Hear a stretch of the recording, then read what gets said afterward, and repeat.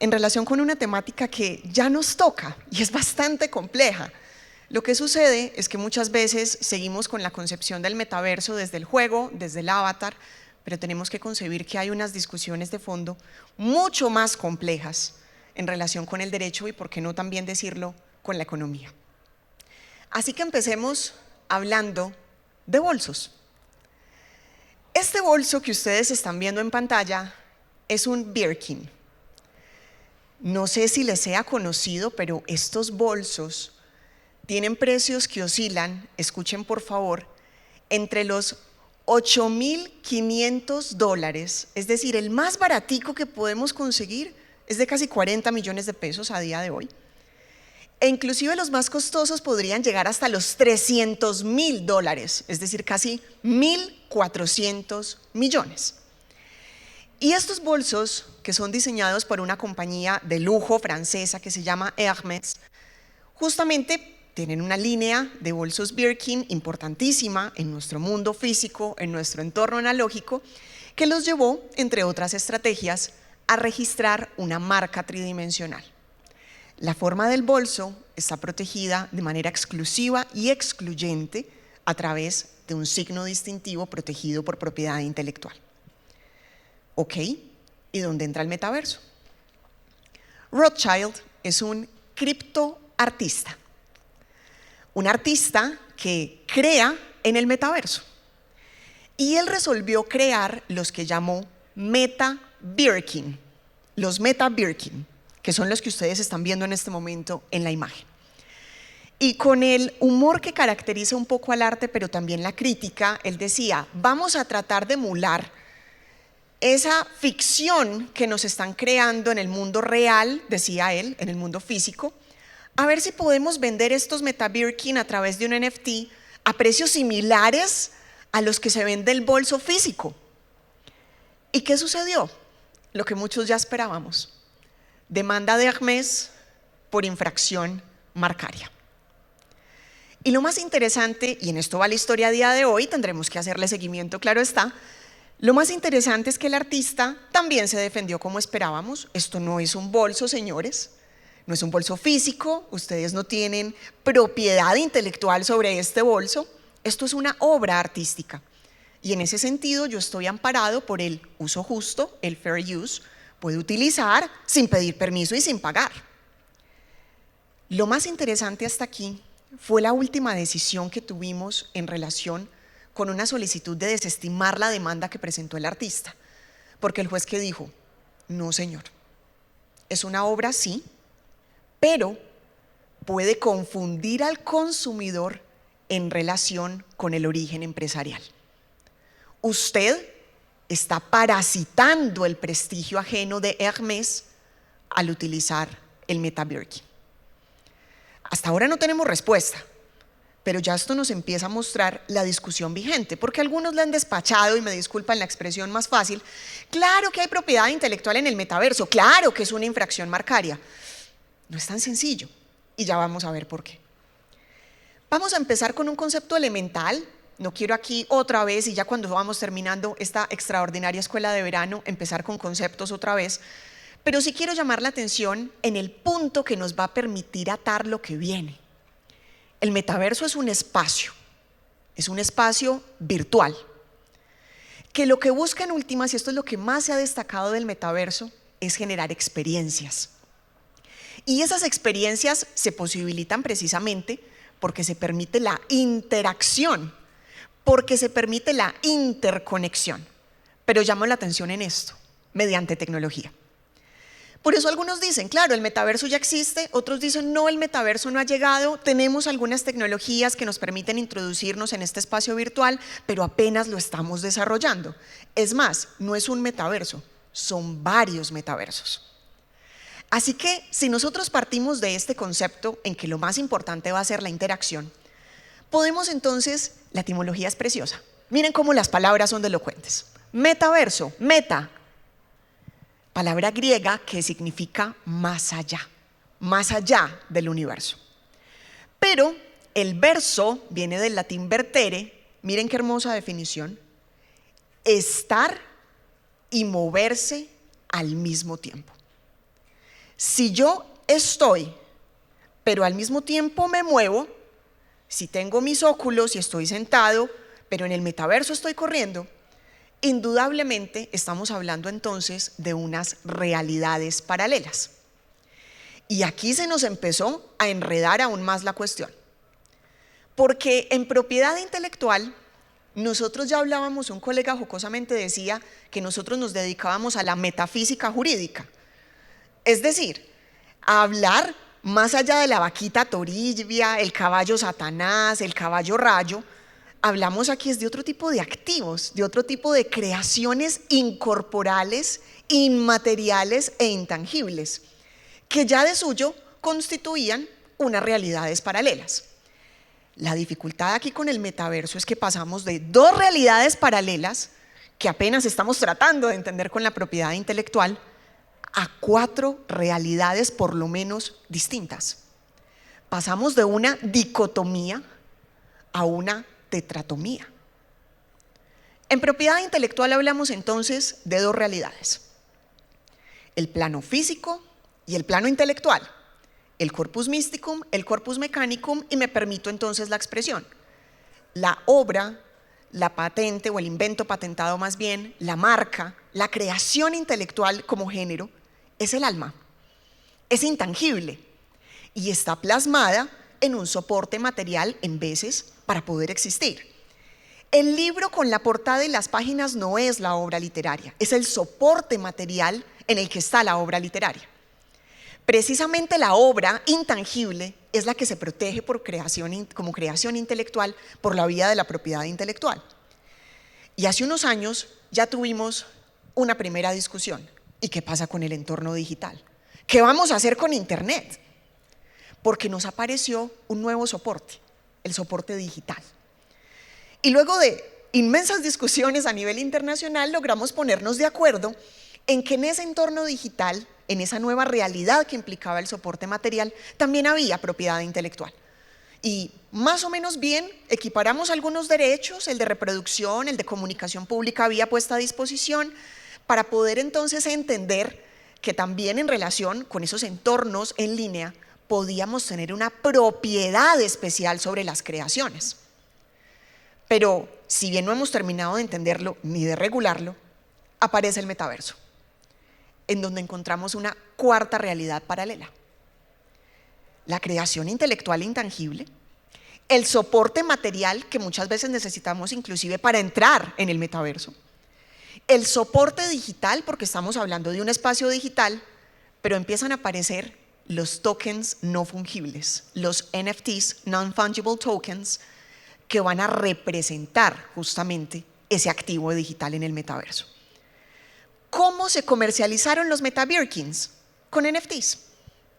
Se representaron a través de un token, de una ficha. Recuerden los juegos de mesa, no le pongamos aquí más discusión, eso es un NFT, es una ficha.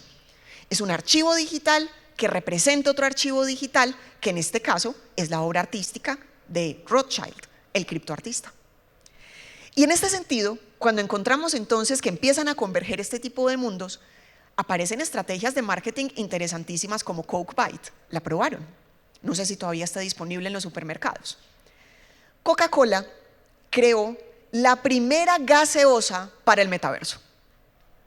Y como estrategia de marketing, la crearon además como edición limitada en nuestro mundo físico. Si alguno la probó, tal vez evocando aquí un poco el recuerdo, Pepsi Blue, como un sabor amor azul, ¿cierto?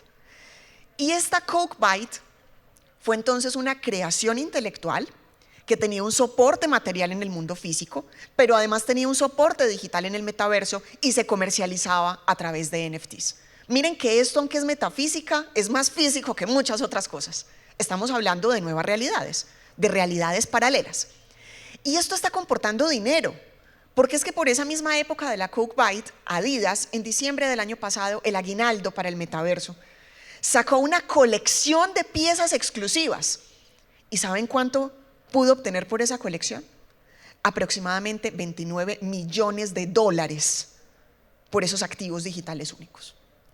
Así que, si nosotros miramos esta realidad paralela o estas realidades paralelas, entendemos que entonces la tokenización, el fenómeno del token, lo que nos va a implicar es una convergencia de tecnologías. Vamos a tener que hablar de blockchain, de la cadena de bloques de la que tanto nos han hablado aquí, como una tecnología que nos permite entonces un registro descentralizado con ciertas características técnicas que son bastante útiles, inclusive para el derecho. Los smart contracts o contratos inteligentes, que muchos dicen que ni son inteligentes ni son contratos, ya tendremos otro espacio para conversar al respecto. Realidad virtual, realidad aumentada, posibilitada por tecnología y por supuesto, cómo olvidarlo, entre otros, tecnologías de inteligencia artificial. Y si ya era complejo hacer la distinción entre 4 realidades, aquí vamos a tener nuevas realidades. Porque esas tecnologías a su turno son creaciones intelectuales que también se protegen por propiedad intelectual. Así que estamos hablando de otras creaciones paralelas con otros soportes materiales paralelos e inclusive también de soportes digitales paralelos. Pero esto no es tan fácil como lo digo. Si bien son distintos, y ahí es donde está la dificultad, diferenciar, hemos ya empezado a tener problemas para la protección de este tipo de activos. Caso Polo. Polo, Ralph Lauren, solicitó el registro de su marca denominativa, Polo, Ralph Lauren, y además la marca figurativa, ese jinete, recuerdan, a caballo, tan conocido por todos, como una marca en el metaverso. Solicitaron en total 9 marcas, denominativas, figurativas, mixtas. Y la oficina de marcas negó los registros. ¿Saben por qué? Porque, dijo la oficina, eso no es un signo distintivo de un producto o de un servicio. Es un elemento decorativo de un objeto digital, de un avatar. Este tipo de decisiones entonces empiezan a mostrar que tal vez no tenemos tan clara la división de los paralelos, de las realidades, de los metaversos. Precisamente porque si aquí ya entonces no tenemos propiedad intelectual, parece que la discusión que ya habíamos zanjado no está tan clara. Y como si esto no fuera poco, tenemos entonces que estas realidades en su conjunto se empiezan a complejizar. Porque empezamos a pasar de esas realidades tetratómicas inclusive a realidades tricotómicas por distintas razones. Entre ellas, primero, ya la tecnología no solo se utiliza como un instrumento para crear, sino que termina siendo el medio de expresión. Eliminamos el soporte material, nunca pasamos por ahí, vamos directamente al soporte digital. Ahí volvimos a 3. Pero inclusive algo un poco más disruptivo y mucho más preocupante. Cuando ya empezamos a hablar, para poder comercializar en el metaverso, de la destrucción del soporte material. Y para aquí, ¿quién mejor que Banksy? Banksy, el grafitero, artista controversial, bastante polémico, hizo esta obra que ustedes están viendo, es oscuro adrede, ya van a ver por qué. Él la tituló Morons, idiotas en inglés. Y lo que hizo fue ilustrar una subasta de Christie's, una de las casas de subastas más importantes en el mundo. Y lo que dijo, vea, idiotas, vea lo que están haciendo. Salió una persona, porque recuerden que uno de los atractivos de Banksy es que no sabemos quién es, nadie tiene certeza de su identidad.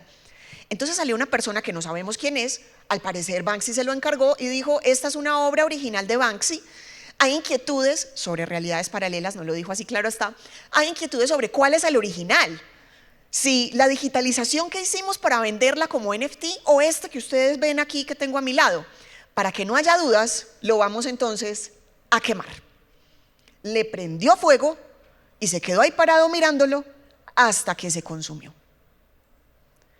Aquí les llamo la atención porque entonces diríamos, pues qué bueno, hagamos un NFT de la Mona Lisa, de la Gioconda y prendámosle fuego a la Mona Lisa, qué bobada, para poderla vender. Esto ya es algo complejo. ¿Cómo destruimos una de las realidades? Y esto ya es totalmente, inclusive, disruptivo en relación con el arte mismo. Banksy, gracias a esta quema, vendió el NFT en $380,000. Entonces miren lo que está pasando. Estas son las realidades a las que nos estamos enfrentando. Y con algo adicional, creo que ya los tengo inquietos, pero esperen, se empeora. Esas nuevas realidades entonces nos van a mostrar que en efecto hay un problema de relación. ¿Por qué tenemos que quemar la Mona Lisa? ¿Por qué tenemos que quemar el original, entre comillas, de Banksy para poder vender en el metaverso? Y esa es la gran dificultad, porque es que muchas veces identificar la realidad. Y sobre todo, diferenciarla es lo más difícil. Y he escuchado a colegas muy queridos que respeto mucho, rasgándose las vestiduras diciendo que en el metaverso y con los NFTs hay infracciones a la propiedad intelectual. Eso no es cierto. Eso no es cierto, porque es que estamos confundiendo peras con manzanas. ¿Puede haber infracciones? Sí. La oficina de marcas ya no lo dejó tan claro, pero es que el NFT no es la obra. El NFT no está protegido en relación con los derechos de propiedad intelectual que tiene su representado. Es una ficha, pero no es el representado, no es el contenido, es el continente. Son derechos distintos para realidades distintas, y cuando lo confundimos es que emergen los problemas. Y sobre todo, cuando empezamos entonces a ver qué implica desde el punto de vista jurídico entrar al metaverso. La sola creación del NFT ya implica eventualmente un ejercicio de derechos. No porque el NFT sea la obra, sino que para yo digitalizar la Gioconda y hacer un proceso de tokenización, tengo que tener derechos patrimoniales de propiedad intelectual para poder utilizar así la obra. Para yo poder entonces tomar el meme, crear el NFT y volverme rico, ahora ya vemos pues que es el declive, tengo entonces que tener derechos de propiedad intelectual sobre ese meme. Así que miren que es complejo, porque inclusive, a lo Banksy, la destrucción y la sustitución de la propiedad también implica el derecho de propiedad especial, que es el que tenemos sobre las creaciones intelectuales. Y no saber esto, aquí viene la historia inquietante, nos puede llevar a cometer errores como el siguiente. Dune. A partir de la gran saga de ciencia ficción que probablemente conocemos, se quería hacer una película que finalmente no se hizo, pero este gran autor que hizo la Biblia del director, así lo llaman, hizo unos libros, ahí lo están viendo, con el guión, con las ilustraciones, y este tipo de productos son sumamente apetecidos por los coleccionistas, sobre todo fanáticos de la ciencia ficción. Un joven de 28 años, tierno, americano, resolvió que él quería adquirir uno de esos libros de Dune, con un propósito muy simple, es que esto tiene que compartirlo y tenerlo el mundo entero. Nosotros vamos a hacer una obra derivada a partir de ese libro que vamos a comprar en la subasta, y luego inclusive lo vamos a destruir o lo vamos a poner a disposición del mundo entero para que todo el mundo pueda hacer obras derivadas de Dune. Entonces, en una subasta que hizo Christie's y en la cual esperaban recaudar 40.000 euros por este libro, este tierno e ingenuo joven norteamericano pagó 2.6 millones de euros por eso. Y luego alguien tiernamente le explicó: muy bien, adquiriste la ficha, ni siquiera el libro, la ficha, porque lo que se estaba subastando era el NFT, no la obra. Y eso no te da los derechos de propiedad intelectual para hacer lo que quieres hacer. Ni puedes destruirla, ni puedes hacer obras derivadas, ni puedes hacer nada de lo que estás diciendo, porque es que no hay transferencia de derechos de propiedad intelectual. Lo único que tienes es una propiedad sobre una de las realidades paralelas, que es la ficha. No tienes más. Entonces, claro, la comunidad se solidarizó con él y entre todos hicieron vaca, literal, para reponerle los 2.6 millones de euros que invirtió. Pero miren lo que significa no saber qué es lo que estamos comercializando. Y ahora, y con esto cierro para no abusar del tiempo y la generosidad de ustedes, si nos vamos al derecho, la situación se vuelve aún peor. Porque en propiedad intelectual, y sobre todo para el entorno analógico, tenemos unas normas aún vigentes, escuchen por favor que esto es estremecedor, de los años 1886 en derecho de autor, Convenio de Berna, y 1883, Convención de París, propiedad industrial.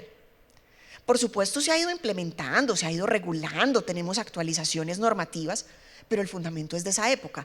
¿Quién estaba pensando en metaverso en 1883?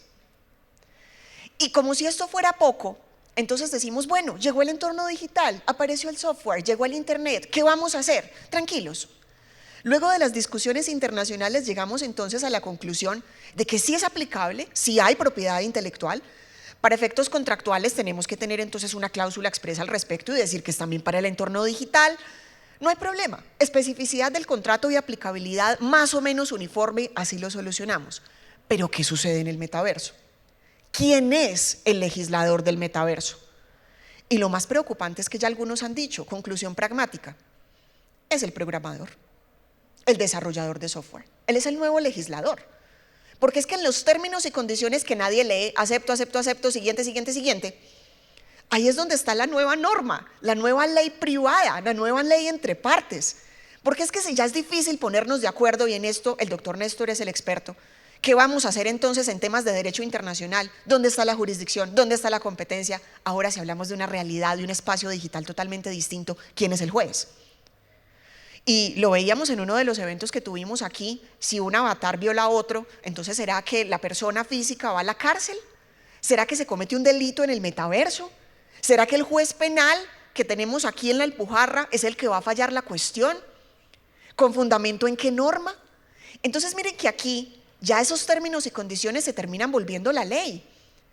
Y el contrato, porque al menos hay contrato, y volvemos a respirar los abogados, tranquilos, el contrato es ley para las partes, es el acuerdo privado, ahí lo solucionamos.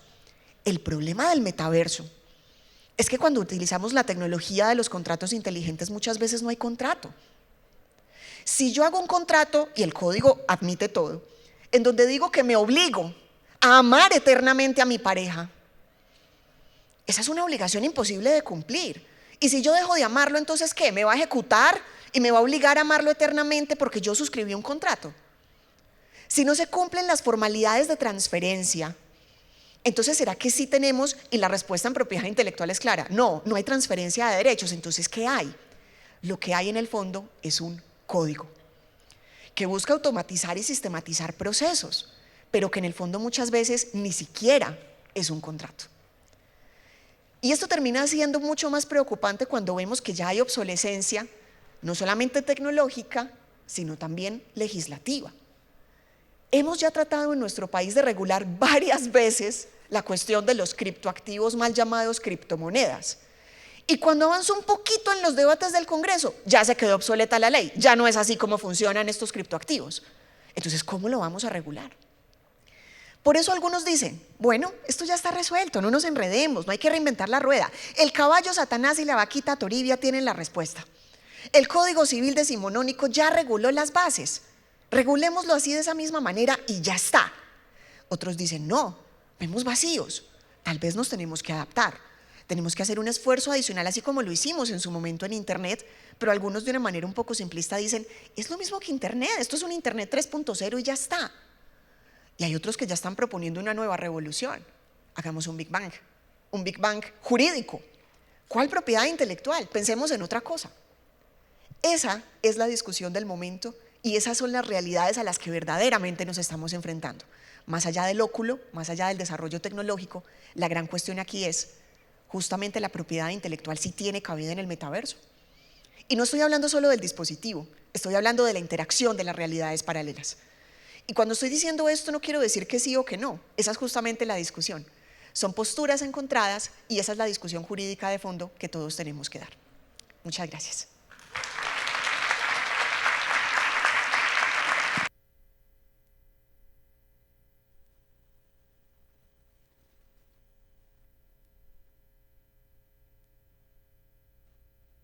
Estuvo tan interesante y tiene tantos temas que con seguridad de pronto alguien tenga una pregunta, tenga algún ejemplo que quiera, no sé, de pronto abordar y que lo podamos aquí resolver antes de dar paso a la siguiente conferencia.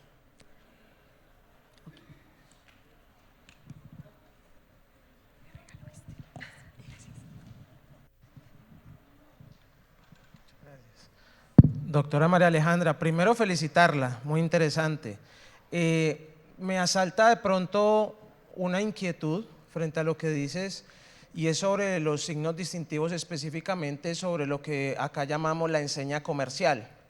Entonces, frente a las enseñas comerciales en el metaverso, ¿cómo ves tú el desarrollo, por ejemplo, de esas tiendas virtuales, cierto? Porque acá lo hacemos vía depósitos, pero entonces para el metaverso, posiblemente uno pensaría que en la oficina nacional se hace el depósito de la enseña comercial, estableciendo pues como las tipologías para metaverso, una descripción general y en qué categorías, pero no sé cómo lo veas tú a efectos de lo que va a significar en los diferentes metaversos tener un establecimiento virtual y cómo se haría, si lo harías vía depósito o cómo creerías que se debería hacer. Excelente pregunta, y sobre todo porque nos pone otra vez en el reto de las posiciones contrapuestas. Algunos lo han resuelto por lo sencillo, y de hecho les llamo la atención, ya hay establecimientos de comercio muchísimos en el metaverso, utilizando sus propias creaciones intelectuales protegidas. Espero no ofender a nadie, pero inclusive algunos decían, la primera oficina de abogados en el metaverso, la estructura era un martillo como los que usan el juez, arquitectos muy particulares. Entonces quiero llamar la atención porque, ¿qué hacemos en ese tipo de situaciones? Algunos dicen, ok, podemos hacer un depósito como mecanismo, pero realmente, dicen algunos, en la teleología del sistema de signos distintivos, lo que va a otorgar la protección es el uso calificado de ese signo distintivo. Así que si yo lo estoy usando, simplemente que nuestros legisladores, programadores o quien sea, digan entonces cómo hacemos la formalidad, pero la protección ya está desde el uso calificado. Otros dicen no, realidad paralela, adaptemos, creamos entonces, y eso es lo que se ha buscado ahora, y la superintendencia sí lo ha entendido, pues empecemos a conceder registros paralelos con clase 9 y con todos los demás para marcas, precisamente para poder entender entonces cómo traslapar la situación. Otros han dicho, esto es otra cosa, nuevo sistema de propiedad intelectual, nuevo depósito y nueva enseña. Entonces aquí la particularidad es, y yo en esto sí, y no me canso de repetirlo, hay que volver a lo simple, hay que volver a la esencia. Más allá de cómo es el trámite de protección, cuáles son las tasas, cuál es el papel que le tengo que entregar a la autoridad competente, vamos a la teleología del sistema, a la lógica y a la finalidad del sistema. Si la finalidad del sistema es proteger este tipo de signos porque tienen un uso especial y en ese sentido están identificando en este caso un establecimiento de comercio por conducto enseña, ahí podríamos pensar entonces en un paralelo, pero en mi caso, y aquí a mí no me gusta dar mi opinión, pero aquí me la pidieron, entonces la voy a dar, tal vez sí habría una adaptación. No estoy segura de que necesitemos un Big Bang, porque tenemos bases, para eso es la principialística, por eso los abogados amamos la principialística, ahí están los criterios generales de interpretación, están las reglas de juego dadas, pero sí necesitamos afinar algunos temas para que pueda ser adaptable y pueda ser plausible. Más allá de eso, ahora lo que hay es más preguntas que respuestas. ¿Tengo una enseña en el metaverso? Probablemente. ¿Protegida por el sistema tradicional? Probablemente no. ¿Tienen otra pregunta?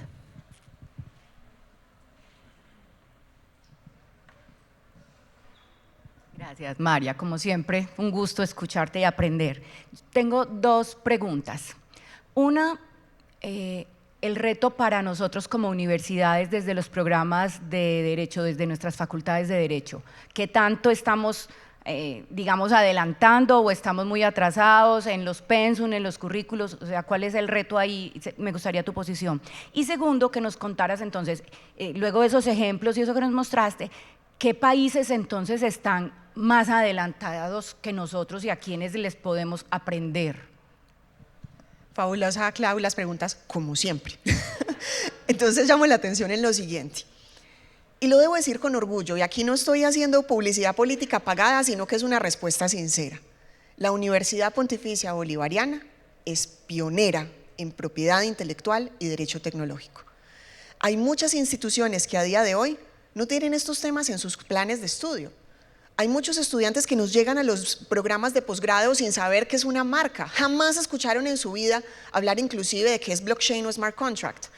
Nosotros podemos decir lo contrario, porque tenemos cursos de propiedad intelectual, tenemos cursos de derecho tecnológico, inclusive a nivel de posgrado tenemos ya cursos disruptivos de gestión jurídica y política de activos intangibles. Es decir, ya estamos introduciendo la discusión. De hecho, a nivel multicampus, no solamente en Medellín. En muchas otras seccionales ya se está tratando el tema. Y esto ha sido algo liderado inclusive por la preocupación que ha tenido de la universidad por estar a la vanguardia de estas discusiones. Entonces quiero llamar la atención porque desde cursos, desde líneas de investigación, desde semilleros, desde grupos de investigación, esto es de lo que estamos hablando. Y tenemos ya tesis doctorales, y tenemos tesis de maestría, y tenemos trabajos de grado de especialización y de pregrado que justamente se ocupan de estos temas. Entonces yo creo que si bien esta es una realidad emergente que necesariamente tenemos que ir actualizando y evolucionando permanentemente, en la universidad estamos haciendo la tarea y empezamos la tarea. Y eso nos debe hacer sentir muy orgullosos, precisamente porque estamos digamos, a la vanguardia de las discusiones, no al margen como en muchas otras instituciones, porque nuestros abogados, y no solo los abogados, transversalmente, y eso yo lo digo con mucho cariño, afortunadamente aquí muchos programas ven propiedad intelectual de manera transversal, estamos generando la discusión y la inquietud. Entonces yo creo que carita feliz para la universidad porque estamos haciendo el trabajo. Hay mucho que hacer, claro está, pero lo estamos haciendo. Y en relación con la segunda pregunta, normalmente en estos temas de derecho tecnológico, la delantera la lleva la Unión Europea. A través de sus directivas europeas, ya tienen una directiva europea en robótica, que hago aquí el paréntesis, es ciencia ficción normativizada. En el fondo son los principios o las leyes de la robótica de Asimov, de Isaac Asimov, pero es que eso es, esto hace unos años era ciencia ficción, así como este celular también hace unos años era ciencia ficción. Entonces estamos a la vanguardia en ese sentido normativo, amparándonos en los principios de ciencia ficción desde la Unión Europea, pero que también de una u otra manera hemos empezado a plasmar en Colombia, por ejemplo, a través del marco ético para la inteligencia artificial. En Estados Unidos también, claro que está la discusión, pero desde una perspectiva más pragmática, porque por el tipo de sistema que ellos tienen, es más la interpretación del caso concreto, más la jurisprudencia, pero hay avances, hay avances. Lo que sí debo decir, y esta pues será otra discusión que espero podamos tener algún día, es que el mundo también en muchos puntos está dividido, e inclusive está dividido con posiciones contradictorias dentro del mismo Estado. Así como la China haya concedido registros a creaciones intelectuales producidas con inteligencia artificial, también en otras mismas ocasiones y circunstancias análogas los ha negado. En Estados Unidos se han negado, en Europa por lo general también, pero en Australia ya tuvimos una decisión inquietante que decía que un sistema de inteligencia artificial podría ser un creador protegido por propiedad intelectual. Entonces llamo la atención porque tenemos avances, pero no definiciones ni posiciones unánimes. Eso es lo rico de la discusión y por eso la universidad desde la academia es la que está liderando justamente ese tipo de reflexiones.